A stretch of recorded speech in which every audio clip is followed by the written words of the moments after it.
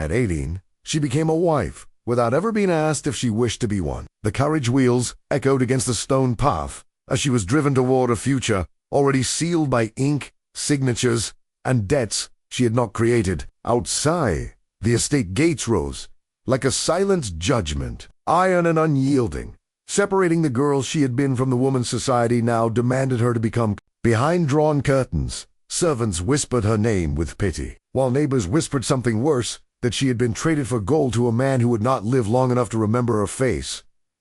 They said the Count was dying, that his body betrayed him daily, that his breath came shallow and weak, that his title would soon pass to some distant relative. They said she should consider herself fortunate, a short marriage, a generous inheritance, freedom bought with patience and obedience. Yet no one spoke of the fear that settled in her chest when she imagined sharing a roof, a name, and a bed with a stranger whose life was measured in months. No one asked how it felt to be promised not to love, but to endure. The wedding itself passed like a dream she could not wake from. Cold stone beneath her feet, a ring heavier than it looked. When she finally dared to look at him, truly look, she saw not a fragile invalid, but a man carefully composed. His face was pale, yes, and marked by something unspoken, but his eyes were sharp, observant, far too aware for someone supposedly fading from the world. When their gazes met, there was no warmth, yet neither was there indifference. Instead, there was intention, something deliberate, measured, and unsettling. That evening, the mansion swallowed her whole. Long corridors stretched endlessly, lit by trembling candlelight, their walls lined with portraits of women who had once stood where she stood now. Silence pressed against her ears, broken only by the distant ticking of a clock, a reminder of time, of waiting, of endings everyone expected. She was escorted to a chamber, prepared not for love, but for duty, and left alone with thoughts she dared not speak aloud. It was there, on the night meant to bind them as husband and wife, that the truth finally surfaced, not whispered by servants, nor hinted at by cruel gossip, but spoken calmly by the very man she had been told to mourn in advance. As he stood before her, steady despite his illness, he revealed that this marriage had never been about convenience, nor charity, nor even survival. He had chosen her for a reason. No one could have guessed a reason that would alter the balance of power between them, and change her fate in ways far more dangerous than becoming a widow. Her name was Charlotte Whitcomb, and until a single season ago, she had been little more than a quiet presence in the background of other people's ambitions. Raised on the edge of respectability, she learned early that silence was safer than protest, and obedience was often mistaken for virtue. While other young women dreamed of grand romances and glittering titles, Charlotte dreamed only of choosing her own path, a modest hope, yet one denied to her the moment her family's fortune began to crumble. The Whitcomb estate had once been respectable, if unremarkable, but debts have a way of multiplying in silence, and by the time Charlotte understood the depth of their desperation, it was already too late. Her father's illness, her mother's rigid pride, and the watchful eyes of creditors turned her youth into currency. When the proposal arrived sealed with wax and delivered without ceremony, it was presented not as a choice, but as a solution. The Count of Ashbourne would settle every debt. In return, Charlotte would become his wife. Society spoke of the Count with a mixture of fascination and pity. He was rarely seen, said to reside almost entirely within his ancestral home, venturing out only when duty demanded it. Some claimed his illness left him barely able to stand. Others whispered that he was already dying, sustained only by physicians and stubborn will. To Charlotte, these rumors formed a distant, shapeless fear, one that grew sharper with each passing day, until the wedding date could no longer be ignored. When she finally met him, it was not in the dramatic fashion she had imagined, but in a quiet sitting room, heavy with the scent of old books and medicine. He rose slowly to greet her, leaning briefly on the arm of a chair before standing unaided. His movements were controlled, deliberate, betraying weakness, yet concealing something else entirely. His gaze lingered on her not with curiosity, nor with indifference, but with an unsettling sense of recognition, as though he were measuring something far deeper than her appearance. From that moment, Charlotte sensed that her fate was bound to more than duty alone. The Count spoke little, asked fewer questions, and yet seemed to observe everything. As she left his presence that day, her heart heavy with dread, one thought refused to leave her mind. Whatever illness plagued him, it was not the most dangerous thing within those walls, and whatever awaited her as his wife, it would not be as simple as society believed. Charlotte Wickham understood, even before the carriage slowed before the iron gates of Ashbourne Chapel, that her life had already been exchanged for something far more tangible than happiness. And so she sat in silence, her spine straight, her gloved hands folded with deliberate calm, performing obedience as she had been taught since childhood. For at 18 she was old enough to know that refusal was a luxury reserved, long since crumbled beneath the slow, merciless weight of illness, debt, and quiet social decline. The chapel rose before her like a monument to finality, its ancient stone walls unmoved by the tremor in her breath, and as she crossed its threshold she felt the full measure of the moment settle upon her shoulders, heavy and inescapable. Every gaze turned toward her, not with admiration,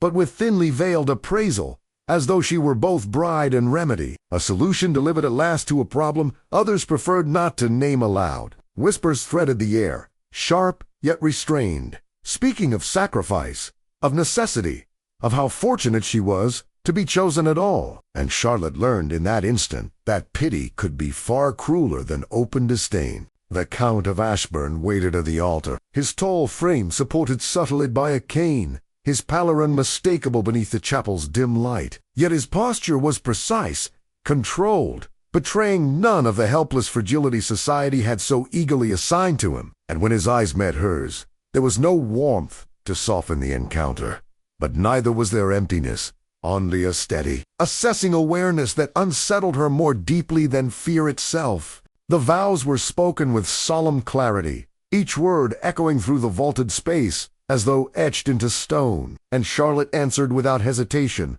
her voice, even her expression composed, while something irrevocable took shape beneath the surface of her restraint, something that would not be undone by regret or longing. The ring he placed upon her finger was heavier than she expected, its cold weight anchoring her to the truth that this union was not built on affection but on obligation. And when polite applause followed, she felt the subtle shift in her existence as keenly as a physical blow, for she was no longer Charlotte Wickham, daughter of a failing household, but the Countess of Ashbourne, a title earned, not by desire but by surrender. The journey to the estate passed in near silence, the carriage rolling steadily through the gathering dusk as the edges of London faded into shadow, and across from her, her husband sat with measured stillness, his breathing controlled, his gaze fixed beyond the window as though contemplating something far removed from their shared circumstance. Charlotte found herself studying him despite herself, noting the careful precision of his movements, the tension concealed beneath his composure, and the strange contradiction between his reputed fragility and the authority he carried without effort. And she realized that she had prepared herself for indifference, perhaps even resentment, but not for this quiet patience, this sense that he was waiting rather than enduring, and she could not decide which troubled her more. Ashbourne Estate emerged from the darkness with solemn inevitability, its weathered stone facade rising against the night like a sentinel of old promises and older secrets. And as she was guided through its corridors, Charlotte felt the full weight of its history press in upon her. Portraits lined the walls, their subjects severe and unyielding, men and women whose lives had been shaped by duty rather than inclination, and she could not escape the sense that she was being measured against them, found neither wanting nor worthy, merely suitable. The servants moved with practiced efficiency, their expressions carefully neutral. Yet their glances lingered just long enough to confirm that she was already the subject of quiet speculation. Another young bride brought into the fold under circumstances best left unexamined. She was shown into rooms prepared with all the trappings of comfort, yet devoid of warmth, spaces that spoke not of welcome but of expectation. And as evening settled fully over the estate, the silence grew heavier, broken only by the distant ticking of a clock that seemed to count not seconds, but obligations. Charlotte removed her gloves slowly, her hands unsteady despite her effort to remain composed, and for the first time since the proposal had been accepted on her behalf, She allowed herself to acknowledge the truth she had refused to voice. She did not know the man she had married, nor the role she was expected to play beyond obedience and discretion, nor the cost such silence might exact from her in time. Somewhere within the vastness of Ashburn, the Count moved through his domain with a purpose she could not yet name. His presence felt even in absence, and though Charlotte did not know it then, the marriage she had entered believing herself powerless would soon demand from her not submission, but a strength far more perilous than she had ever been required to summon. For the union forged that day was not merely one of necessity, but the opening act of a truth that would alter both their fates beyond recognition. The house settled into a profound, almost reverent stillness as night claimed Ashburn Estate, and Charlotte found herself acutely aware of every sound the muted crackle of distant fireplaces, the soft footfalls of servants withdrawing into unseen quarters, the low sigh of wind brushing against ancient stunners, though the mansion itself were drawing a careful breath in anticipation of what was to come.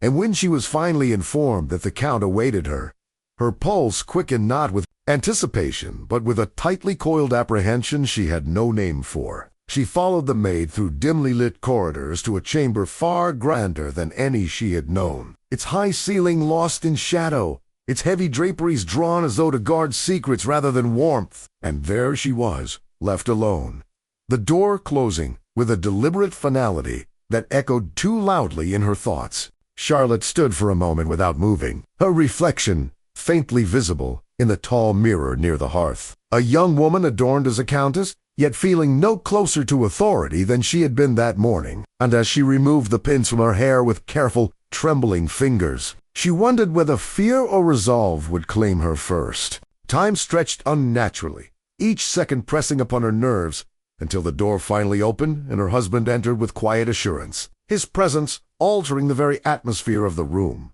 And she noted at once that he moved without the aid of his cane, his posture straight, his steps measured, and a detail so small yet so profoundly unsettling that it robbed her momentarily of breath. He regarded her not as one inspects a possession, but with an intensity that suggested purpose, and when he spoke her name it was with a clarity that stripped it of ceremony and rendered it intimate, despite the distance between them. He did not approach her at once, nor did he offer any of the hollow courtesies she had prepared herself to endure, but instead gestured for her to sit, his stony calm, almost formal, as though the moment demanded honesty rather than ritual, and Charlotte obeyed, her hands clasped tightly in her lap, her spine rigid with expectation. For a long moment he said nothing, his gaze fixed upon the flames in the hearth as though seeking their counsel. And when he finally spoke, it was not to speak of duty or heirs or the privileges of her new title, but to confess that the man she believed she had married did not exist in the manner society had presented him, that the illness so carefully whispered about had been exaggerated by design, cultivated as a shield rather than a truth. Charlotte listened in silence as he revealed that his frailty was a fiction maintained to disarm rivals and appease enemies, a narrative crafted to protect a legacy burdened by threats both financial and political. And as his words unfolded, she felt the ground beneath her understanding shift irreversibly. He told her that Ashburn's wealth was vast, yet perilously entangled, that its influence had drawn the attention of men who would dismantle it without hesitation if given cause, and that his perceived weakness had kept such forces at bay, convincing them that time alone would accomplish what violence might not. Charlotte's thoughts raced, each revelation colliding with the next. And when she finally found her voice, it was to ask the question that burned most fiercely within her, the question of why she had been chosen, why a young woman from a declining household had been drawn into a deception so carefully maintained. His answer was not softened by apology, yet neither was it cruel, for he told her that she had been selected precisely because she was unremarkable in the eyes of those who watched him, because her family's modest fall from favor rendered her invisible to men who measured worth solely in power, and because every inquiry into her character had revealed a composure that suggested resilience rather than ambition. He admitted without pretense that the marriage had been arranged to lend legitimacy to his continued charade, to present a future that appeared inevitable and unthreatening, and that in choosing her, He believed he had secured both discretion and stability. Charlotte felt the sting of the truth keenly, not because she had expected affection, but because she recognized in his explanation the same cold logic that had governed her own family's consent. And yet, beneath her indignation there stirred an unwelcome understanding, a recognition that survival often demanded alliances forged without sentiment. She rose from a seat then, compelled by a mixture of hurt and resolve, and asked him whether he intended to continue the deception with her as its unwitting accomplice, or whether she was now to be entrusted with the truth in full. And his response came without hesitation as he assured her that she was not merely a witness to his secret, but its keeper, bound not by coercion, but by shared consequence. He told her that from that night forward she would be his partner not in affection, but in vigilance, that her role as countess required not only grace but discernment, and that her silence would be rewarded with a measure of autonomy rarely afforded to women in her position. Charlotte absorbed his words slowly, weighing the cost of complicity against the peril of refusal. And as she looked upon him, she saw not a villain nor a victim, but a man shaped by necessity as sharply as she herself had been. The space between them felt charged with an unfamiliar tension, not born of desire, but of mutual recognition. And though she could not yet forgive the manipulation that had placed her here, she sensed that the truth he had offered her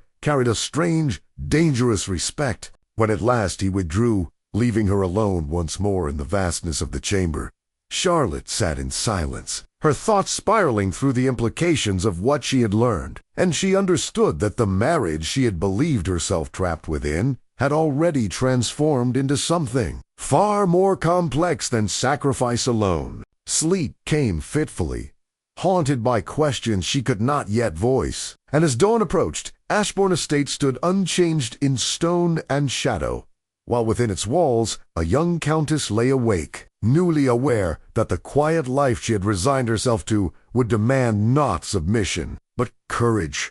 For the secret revealed on her wedding night had bound her to a fate that could no longer be endured passively. And though she did not yet know how she would answer it, Charlotte understood, with piercing clarity, that the choices ahead would be hers to make, and that the greatest test of her resolve had only just begun. Morning came to Ashbourne Estate, not with warmth, but with a pale, restrained light that crept cautiously through the tall windows, as though even the sun approached the house with deference. And Charlotte rose from her restless sleep, carrying within her the weight of the confession she alone now bore, a secret that transformed every corridor she walked and every face she encountered into something layered and uncertain. The servants greeted her with the same practiced reverence as the day before, their eyes lowered, their voices respectful.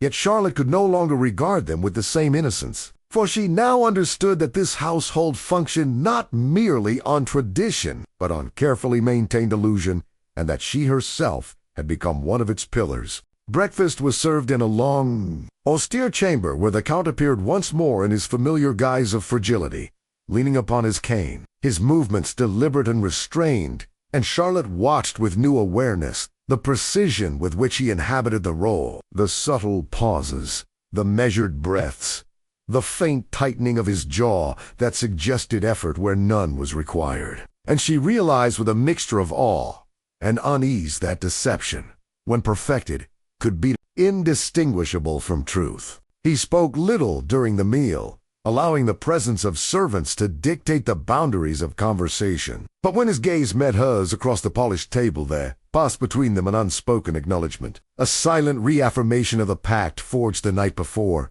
and Charlotte responded with equal restraint, lowering her eyes at the appropriate moments, offering the faint smiles expected of a dutiful wife, and performing her role with a composure that surprised even herself. As the day unfolded, she was introduced formally to the responsibilities of her new station, guided through ledgers and correspondence, charitable obligations, and social engagements, each explained by the estate's steward with meticulous detail. And Charlotte listened intently, her mind absorbing not only the information offered, but the patterns beneath it, the subtle hierarchies, the names that appeared too often, the accounts that balanced too neatly, and she began to perceive the estate not as a static inheritance, but as a living mechanism, requiring constant adjustment to maintain its delicate equilibrium. It was during one such review that the Count joined her privately, dismissing the steward with a gesture that brooked no question. And for the first time since their wedding night, he addressed her not as an ornament to his title, but as an equal participant in its preservation, explaining the significance of certain alliances, the dangers posed by others, and the reasons certain benefactors were indulged despite their dubious reputations. Charlotte listened without interruption, her expression calm though her thoughts raced.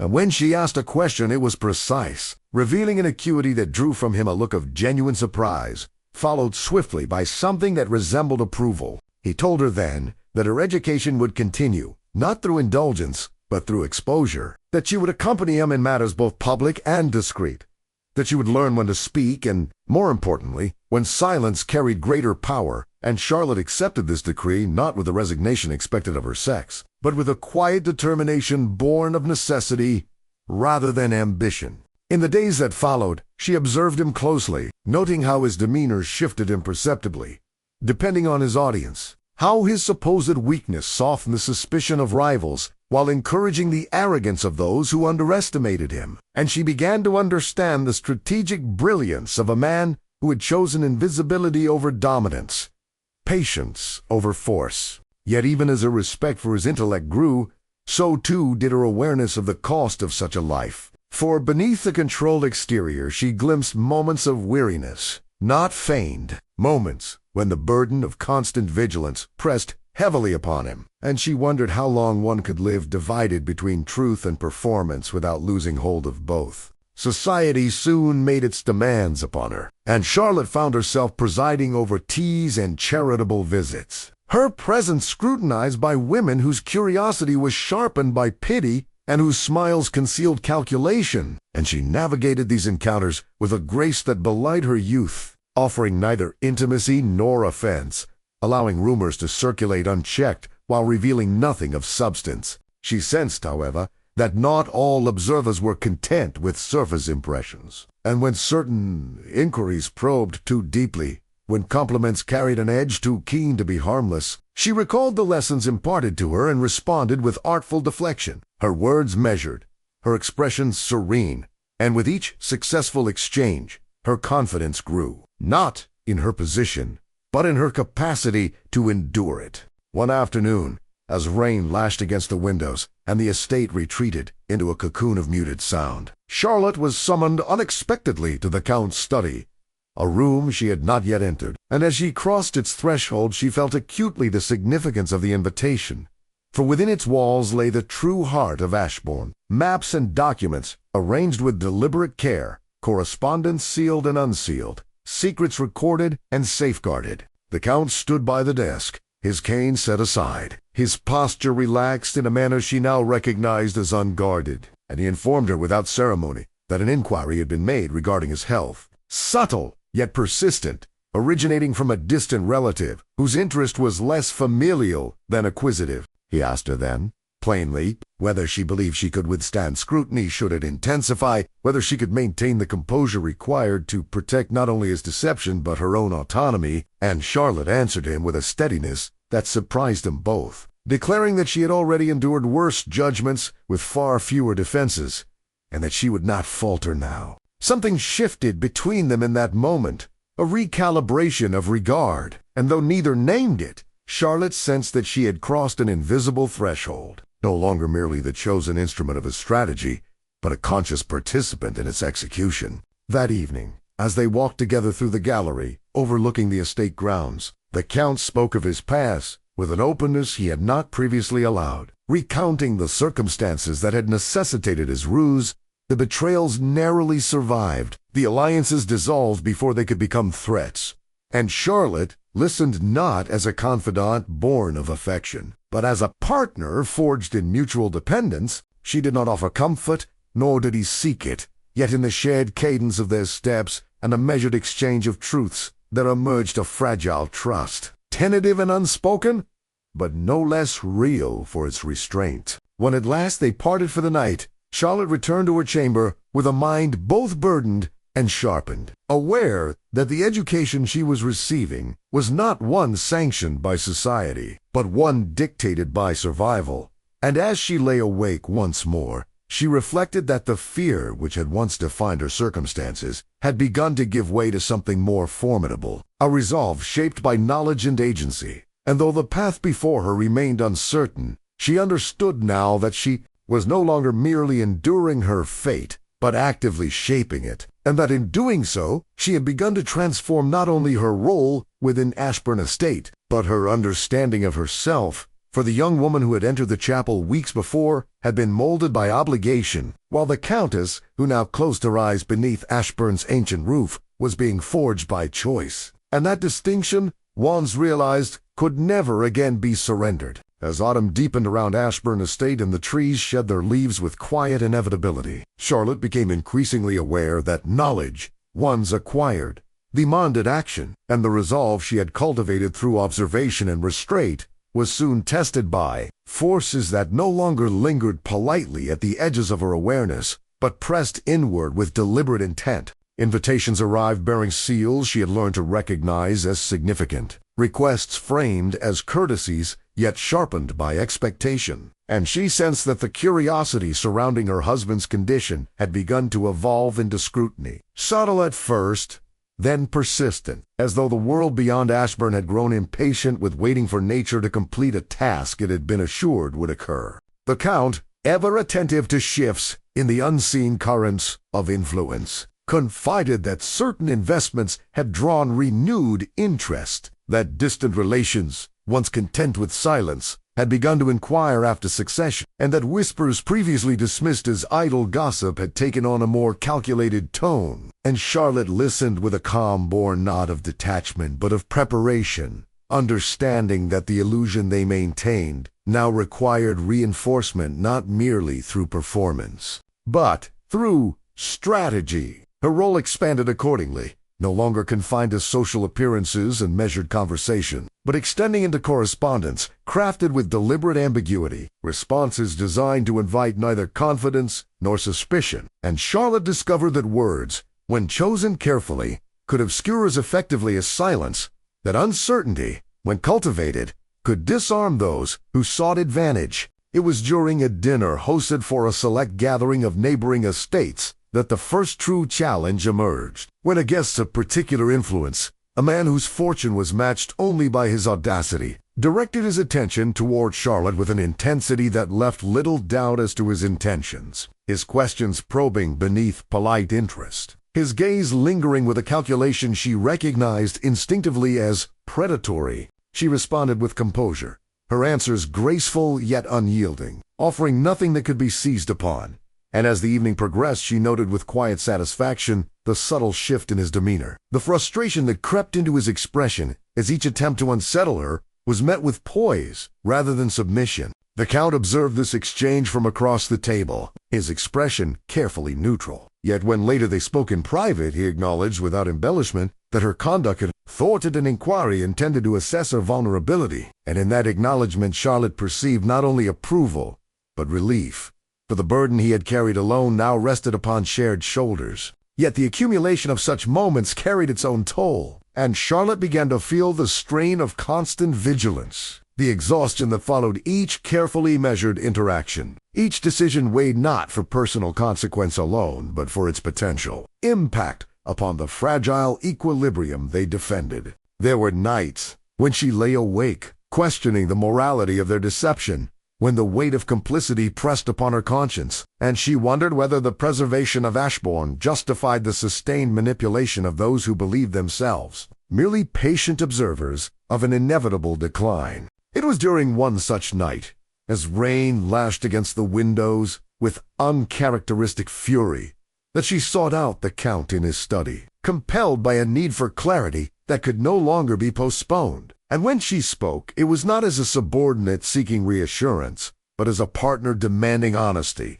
She asked him then whether the ruse would ever end, whether there existed a moment when truth would replace performance, or whether they were condemned to perpetuate the illusion indefinitely. And his response, when it came, was unguarded in a way she had not yet witnessed. For he admitted that he did not know that the deception had begun as a temporary measure and had evolved into a necessity sustained by its own success, and that the longer it endured, the more perilous its became he confessed that there were days when he feared he had surrendered too much of himself to the role he played, that the distinction between concealment and identity had blurred. And Charlotte listened with a mixture of empathy and resolve, recognizing in his uncertainty a reflection of her own. And yet she found that rather than diminishing her commitment, this admission strengthened it, for it affirmed that their alliance was not founded upon dominance, but upon shared vulnerability. In the weeks that followed, their collaboration deepened, marked by discussions conducted with increasing candor, by decisions made jointly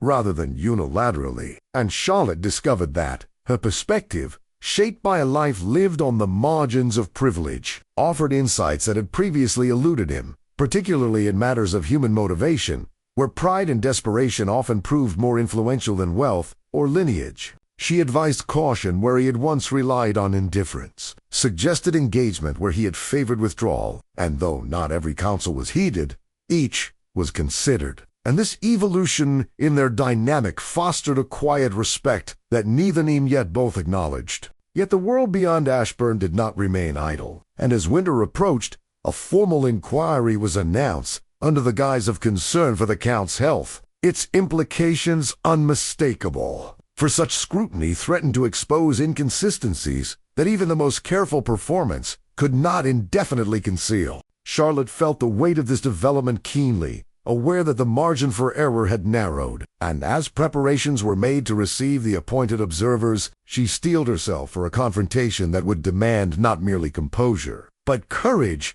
for the stakes now extended beyond reputation into the realm of irreversible consequence. On the eve of their arrival, she and the Count stood together in the gallery, overlooking the estate, the grounds below veiled in frost, and in the stillness that surrounded them she sensed the culmination of all that had transpired since her wedding day, the gradual transformation of obligation into agency, of fear into resolve. He thanked her then, not for her compliance, but for her fortitude, acknowledging that without her presence, the balance they maintained would have faltered, and Charlotte accepted his words with a quiet dignity, understanding that gratitude, when earned, carried a weight far greater than flattery. As she retired for the night, her thoughts were not consumed by dread, but by a measured determination, for she understood now that truth. Juan withheld accumulated pressure, and that the decisions they faced would demand not only strategic acumen, but moral clarity. And though the path ahead remained obscured, she felt within herself a steadiness she had not known before, a conviction forged through challenge rather than comfort. Dawn would bring scrutiny, and with it the possibility of unraveling all they had constructed. Yet as Charlotte closed her eyes beneath the ancient roof of Ashbourne, she did so not as a frightened girl thrust into an unwanted union, but as a countess fully aware of her influence and her responsibility, prepared to confront whatever judgment awaited with a composure that had been earned through trial. And in that readiness lay the quiet, formidable power that would determine whether the truth they guarded would ultimately destroy them or set them free. The inquiry arrived not with spectacle, but with formality. 3 men of measured demeanor whose presence carried the quiet authority of institutions that neither hurried nor apologized. And Charlotte understood at once that their restraint was itself a test.